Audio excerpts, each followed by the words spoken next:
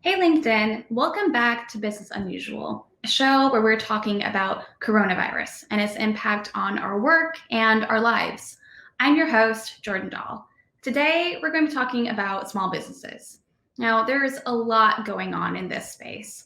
The most recent news is that states are reopening, allowing some businesses like restaurants and retailers to reopen. Other states are even allowing larger venues like movie theaters or hair salons and barbershops.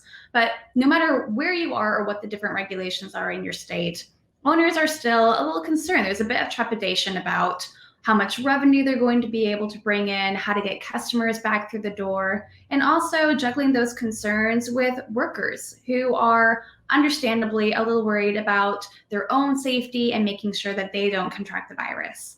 And on top of that, there's also funding concerns. We are in the middle of the second round of the Paycheck Protection Program loans, and the Small Business Administration announced just yesterday that they are already halfway through giving out those loans just 1 week after applications launched. So all that is to say, there is a great deal of uncertainty right now, but we have an amazing guest today who is going to help walk us through it. We have Barbara Corcoran. She is an investor, a shark on Shark Tank, a real estate expert, and she is going to be here today talking about small businesses and the future of real estate. But before we get to that, I want to hear from you. What's happening in your corner of the world? What are your top of mind concerns? Let me know in the comments and we'll be checking in. I see we have Marie from Portland, Maine. Thank you for joining us. Kiki from Chicago, Samuel from sunny Florida. That sounds nice. It is not sunny where I am. And we have people from across the globe too. Hoda from Iran, Nancy in India, Thomas in Canada. Thank you all so much for joining. We are going to be taking some of your questions as well for Barbara, so let us know what you want to hear. And with that, Barbara, I'd like to welcome you to the show. Thank you, Jordyn. Nice to be here.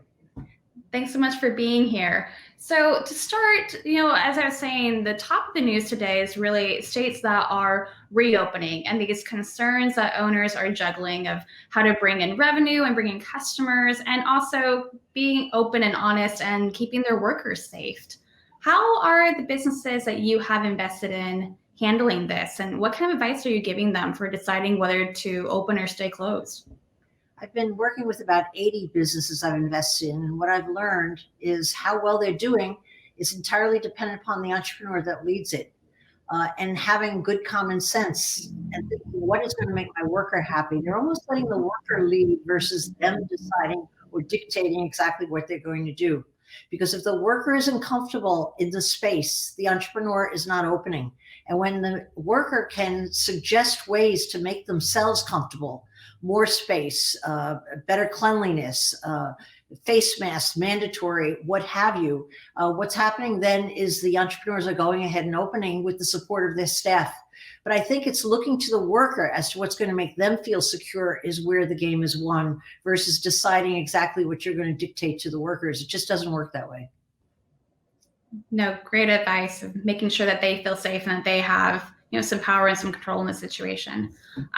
So I believe that only a handful of the companies that you've invested in receive Paycheck Protection Program loans in the first round of funding. How have they fared during the second round? Any better? Have you seen any improvements in the program? It's been totally changed, and I'm very happy to see that, as many people are. In the first round of funding, my most able businesses that needed the money least, not that they didn't need the money, but they had the right banking connections. They were able to actually get the help they needed, and they got to the front of the line. Of course, we know that all the larger chains and public companies also got money that they're giving back. I'm so happy for that. But in the second round, there's a lot more equity. The smaller banks were given a window of time to collect all of their customers in first before the big banks came in. That was welcome news for everybody.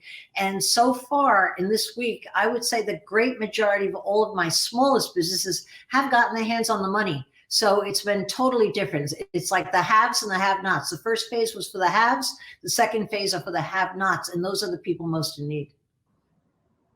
Absolutely. Yeah, we were hearing on the platform as well after the first round of so many mom and pop stores who put in applications and then never heard anything at all. But the unfortunate reality is that there's only a limited amount of money that's available. And for as many people who are getting the loans, there's still a great deal of business owners who are not receiving that kind of funding, but are still looking for new revenue streams. They're looking for any kind of financial assistance. Do you have any advice or insight for them on where else to look? Well, you have the most important instrument that most small businesses, not most, but many have access to that they don't use is a small credit line. The thinking usually is on the entrepreneur's part, I won't tap that money unless I really am desperate as a final inning. But the reality is when you do need the money, and I know this from personal experience having built my own business, when you do need the money and you are desperate, the banks will pull that credit line. You'll never get your hands on it. So with all of my entrepreneurs, I told them to pull every credit line they had access to immediately and just house that money, very low interest rates. And at least they knew they had the money in hand. The bank couldn't pull it back. And a lot of people have overlooked that very simple opportunity that's available to a great many of the entrepreneurs out there. Definitely. We've heard a great deal about that as well. We had the former head of the Small Business Administration on a couple of weeks back, and she voiced something similar of banks are going to shut down lines of credit. It's going to be really hard to find loans or any kind of lending. And so making sure you're exploring all of those. Great advice. It's been a little bit doomsday of our conversation so far of talking about all the struggles, but there are also a lot of entrepreneurs who are seeing this as a great opportunity. They're seeing a niche in the market and they want to launch their business. Yes. How should they go about building that today and making sure that it's going to thrive tomorrow in this new normal? Well, there's no indication what that new normal would be. The only thing we know for sure is it's going to be a change. And so my entrepreneurs that have been hugely successful during the pandemic, maybe not the first week or two, but they hit the ground running. Their attitude was, where has my business come from before? Where is it not going to come from anymore from that source? And what can I replace those sources with? Those are the entrepreneurs that unbelievably have increased their business during the pandemic. I could give you a couple of examples. Cousins Maine Lobster is a chain of franchisees. Their business dropped by 65% in 1 week. All of those poor owners were desperate for business, but what they had thought of and suggested to the principals of the company, and they moved on at like lightning speed, is they got online ordering where you don't even touch the food that you're picking up, and they rented out parking lots of closed stores so people could actually sit in their cars, wait for their lobster order, and roll right up and pick it up. And their business is up by almost 35% across all of the states that they're operating in. We had another tiny little business that is always struggling to become a little bit bigger, and her sales have increased by over 50% because she's in the business of online baking, makes the most delicious cakes you could ever imagine. It's called Daisy Cakes. And what her employees said is, give us more space. We'll work around the clock. We'll make our hours differently. But she came up with the genius of she's going to make a different cake every week. And what do you think people at home really want when they're sitting at home? They want a delicious cake. And her business has increased. So you hear these success stories, and I probably have 7 or 8 businesses out of 80 that their sales are going through the roof. But it's all because the entrepreneur involved their employees in brainstorming new ideas, examined their sources of revenue, figured out where they could replace them, and came up with a new twist on an old dance. And every one of those entrepreneurs are succeeding. And I'm sure they're going to come out of this market, which is the blessing of a bad market, is a lot of competitors disappear. That I learned in all the years of building my business. It was terrible in a bad market, but when I came out, there were less people standing and there were more fruits for the few people that made it through.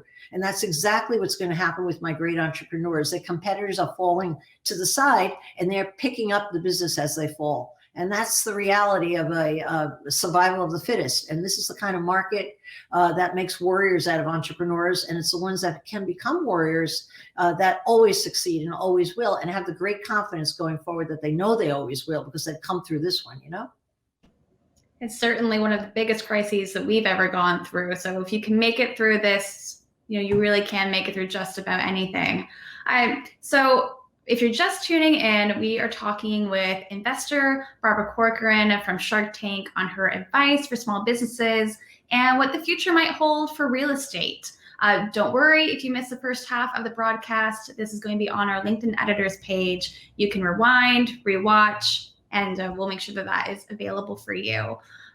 Barbara, you got your start in real estate. That's really what you were known for before starting on Shark Tank. And we are having a ton of questions in the stream about this. People are wondering of, should I buy a home? Should I still sell? What kind of advice do you have for them? Probably opposite advice to both buyers and sellers. If you're a seller and you're listing your home right now, be aware that 75% of all homes have been taken off the market. So unless you have a desperate situation where you must keep your listing out there hoping to show, I say pull it from the market, with the exception of the few states like Florida is still selling and showing real estate. But if you can't show real estate, you shouldn't have your home on the market. It just makes the property old. It gives you more room for negotiation because you'll get more discouraged. So as a potential seller, hold back. But as a potential buyer, most buyers feel they should hold back, and you shouldn't be. You should be examining the neighborhoods you want, knowing everything that's going on there, what came on, what's sitting there, what's languishing, what the asking price were, how many reductions there were, what the square footage is, what the price per foot in that neighborhood sells for, easy to determine, so that you become the most informed buyer out there. Because I'll tell you what happens in uncertain times. There's always a deal to be had. There's always a deal to be had. That's how I made most of my real estate fortune, by shopping in uncertain times, not bad times or good times, but when no one really knows what's going on. And you spot a good deal when you walk into it or step into it or see the listing. You'll know it right away, but only if you're fully versed in your local market. And that's exactly what you should be doing now, because you're going to pay a lot less for the house in this uncertain market than you're going to pay when the whole world resumes and everybody's out looking at that same house. You're going to pay so much more. So why not stay shopping right now in this terrible market? Yeah, stay educated, see what you want, see what you like. Absolutely. Going to jump into the stream. We have quite a few questions from people who have a lot of trepidation, and they're really curious about what they should be doing right now. So Thomas wants to know, how does the real estate market not just go into the tank, both commercial and residential? Well, honestly, I think the commercial market has a good chance of going into the tank, quite honestly, for a lot of reasons. The commercial market, of course, represents so many sectors. You have the large shopping centers, probably hit the hardest. Of course, we have 3 of the largest chains that have gone out of business in the last couple of weeks. So shopping centers are going to be hit the hardest. Who's going to occupy those spaces? I'm not quite sure. Are those rents going to come down? They've got to come down to attract a lot of small users. And what's going to happen with the principals who own those spaces? They're going to have equities on the hand that are going to be worth a lot less. I can't see any way out of that other than a devaluation of the commercial market in the shopping center and strip mall space. With regard to office spaces, I believe they're going to take a hit as well. And the reason I think that is because our workers have learned to work at home. They're comfortable with it. I don't think employees nor the employers are going to be so anxious to insist that people sit in traffic to come to work anymore. I think the demand for space is going to be far less. And I think that the owners of businesses across America, where they have 100 people or 5,000 people, are going to be renegotiating their leases. And that's a problem for the commercial owners, because what are they going to do to replace those tenants? So I think that's going to be a hard hit market, but I do not worry about the residential market. And let me tell you why I wear a totally different hat there. People in residential real estate are motivated by something very different, life needs. They have babies, they have divorces, they get married, and they have a need to move on. And that need does not go away.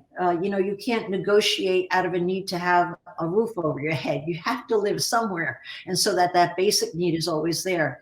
What is happening too is that there's a diminished amount of listings by 75%. And so there has been virtually no activity since the pandemic hit. And what do you think happens to the big buoyant spring market that we have every year in real estate? It does not go away. People put their dreams on hold, but they don't forget about them.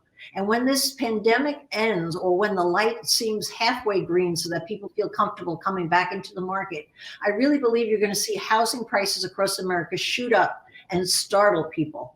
And so again, for my vote for not waiting, I think you should be shopping now and shopping aggressively and kind of thinking like you're a shark. How do I get a deal? How do I know what's going on? because I do believe we're going to have an explosion in values when this is over. And interestingly enough, the spring market is the most dominant market in America, always is. But the fall market runs right behind it as the second best market. And we're going to have the spring market and the beginning of the fall market, if things clear, say in June or July, crash into each other. And you're going to have a double dip. You're going to have double number of people who are going to want to move, who are planning to move anyway. And that's just not going to go away. So I don't worry for the housing market, quite honestly. And it's, of course, supported by the cheapest interest rates we've ever seen in America. And that has a big effect on any housing market. It's the foundation of every housing market, cheap rates. I will just mention one caveat. On the very high end of the market, I believe we'll see a little softening there because the optional sales, second, third homes for a lot of people with a lot of money. And the foundation of that market is the stock market. And because we all expect the stock market to be in a choppy shape going over the next many months, or most experts believe that, I believe that, I think that the high end of the market is going to possibly go down a tiny bit, but not even a lot. I'm just bullish I'm bullish on the residential market. I guess I'm bearish on the commercial market. Sounds like for good reason, though. I love what you said earlier about people may put their dreams on hold, but they don't forget about them. Yes. So maybe that's something for people to think about now, of all the dreams that you have of what you want to do when this ends. You touched on this earlier, but John wants to know, what do you look for when you identify cities or areas to buy in? Well, if it's to live, the most important criteria for most people is a great school system, a well-rated school system, and easy commute to the place where you're working. Those are the two main variables. So far as choosing the actual house, interestingly enough, what drives people to choose a particular house more than the size of the living room is the degree of the light in the house. Light homes always sell best. Dark homes do not, all right? But if John is questioning more, what do you look for in locating an area to invest in? Whether you want to flip houses, own property, rent them out, you have to look at it in much the same way the old robber barons looked at industry. They looked at the train lines to see what was going to open up. What you have to look at today is to see what industries are going into which area and how educated the workforce is. Because if you go into it, if you can spot the areas early as to which corporations are moving in with educated, well-paid workforces, you can count for sure that values are going to skyrocket, and they do every time. And so that would be my number one barometer as to what areas I would look to invest in. Right now, I'm investing because New York City is a choppy market with a lot of rent regulations that restrict the landlords tremendously. It's almost, the regulators have almost ruined our market for the time being, I hope just for the time being.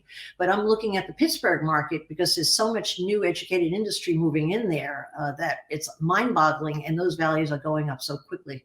So in my mind, that's a great bet, because that's what I'm always looking at.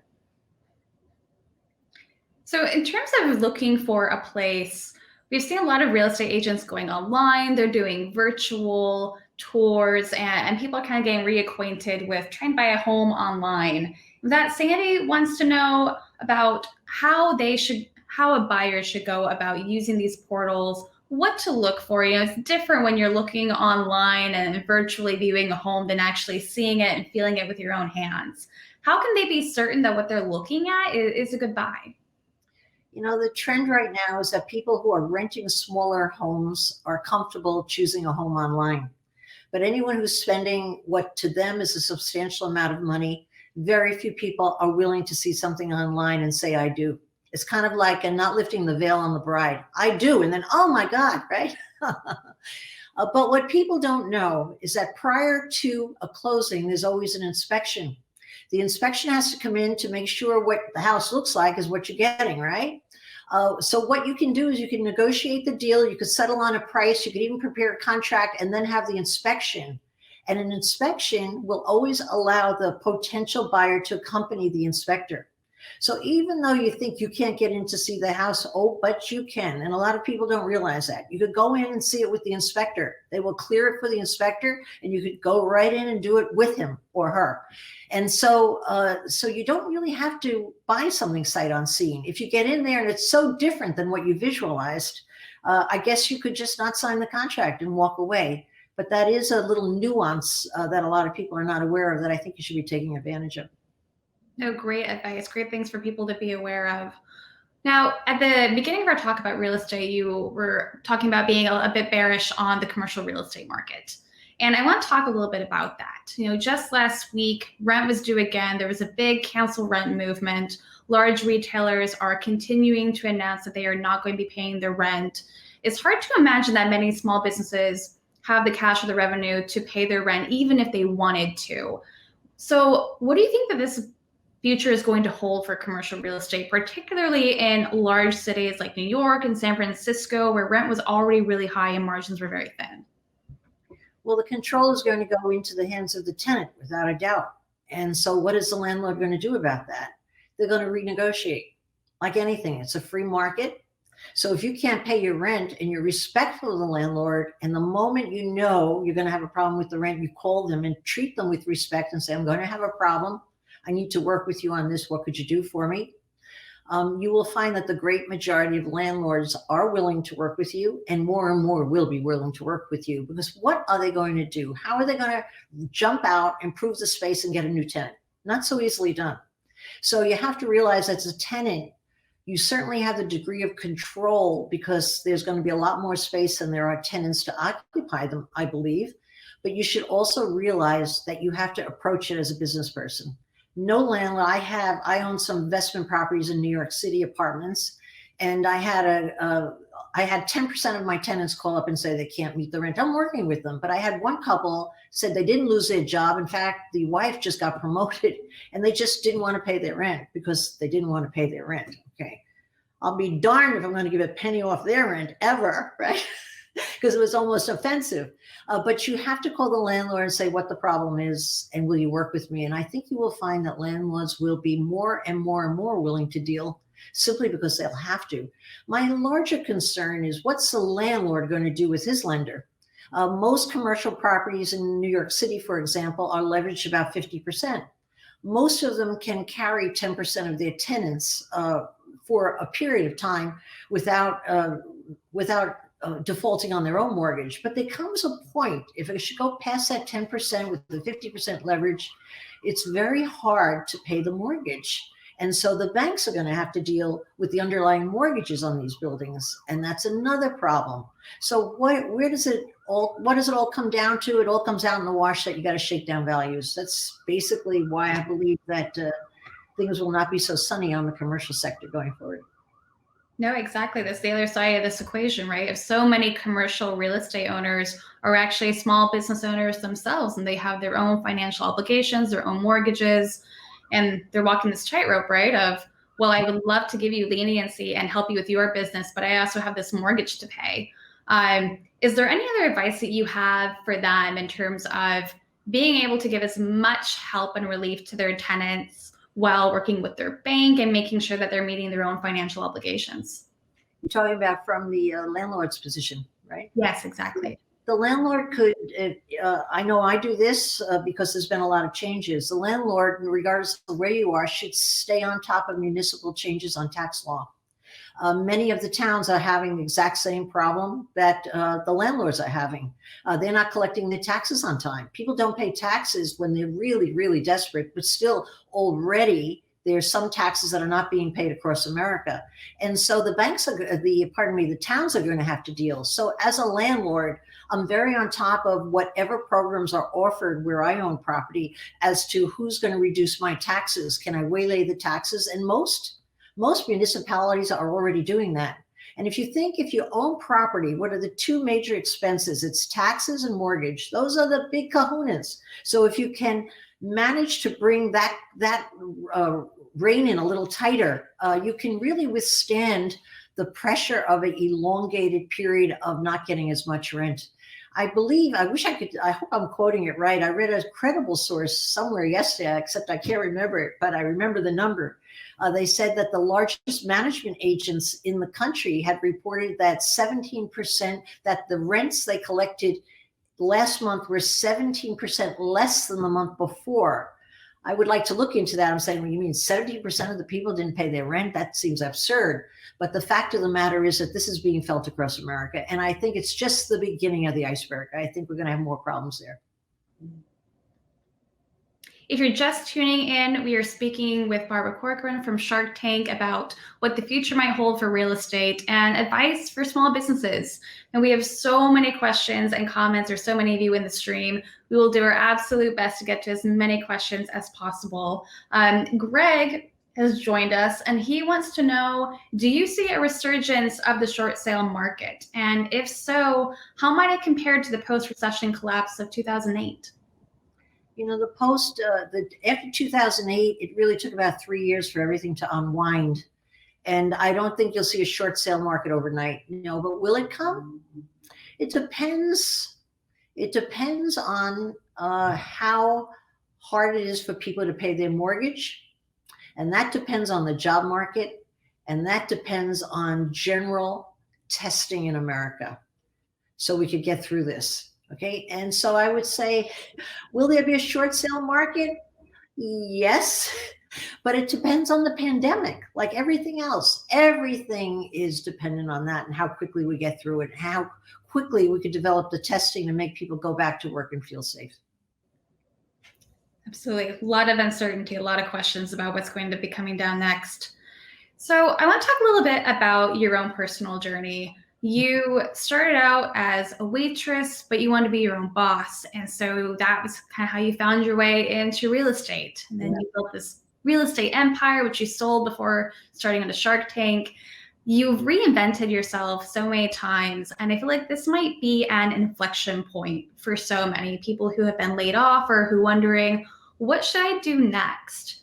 What would you tell them in terms of how to approach that journey and figuring out how they can reinvent themselves amidst this pandemic? Probably the only silver lining to what's going on right now is we all have time on our hands. We have a break, a timeout, okay? And I think it's the absolute best time to ask yourself how happy you are, whether you're doing with most of your life what you really want to be doing, or would you wish to be doing something else? And now you actually have the time to re-aim your guns at what you really want, okay? And there's not that many excuses. I mean, a lot of people say, well, I have no time to take the course. Well, now you can. You could get them all for free education online right now, right? I don't have the time because I work 2 jobs. No, you're not doing that right now. You've got the time. What I do each time I reinvent myself, and I hope to get a few more reinventions in before it's over, I always sat down with a big legal pad, a lot of space, big world on a big yellow legal pad. And I would simply write down what I thought I was good at. Not what I was good at so far as the job of waitressing that I had back then. I mean, I was an enormously efficient waitress and I poured on the charm and I got the biggest tips, okay? But I didn't put down as my skill, I'm a good waitress. My skill was I could charm people. I could persuade people. I could work efficiently. And making a clear list of whatever your gifts are gives you a very good heads up as to what you should be doing with your life.